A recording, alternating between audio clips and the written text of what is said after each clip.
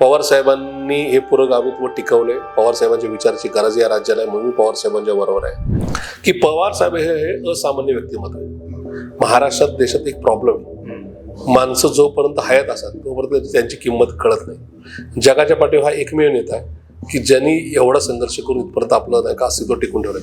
त्यामुळे त्या पवार साहेबांना आपण कधीतरी सोडून राजकारणामध्ये वेगळी चूल मांडली, अशा प्रकारचा डाग आपल्या राजकीय आणि वैयक्तिक आयुष्यावर नको, म्हणून मी पवार साहेबांच्या बरोबर आहे. दुसरा विषय, पवार साहेबांनी हे पुरोगामित्व टिकवले. पवार साहेबांच्या विचाराची गरज या राज्याला आहे, म्हणून मी पवार साहेबांच्या बरोबर आहे.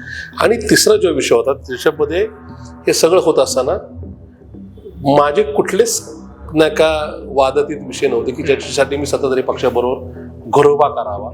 त्याच्यामुळं मी तिकडे जाण्याचा विषयच नाही. आणि राहिला विषय सहनशीलतेचा, तर माझ्याकडे सहनशीलता आहे. मला कुठल्या प्रकारची घाई नाही. मी आज तुमच्यासमोर बसल्यानंतर माझं 47 वय पूर्ण होऊन 48व चालू आहे.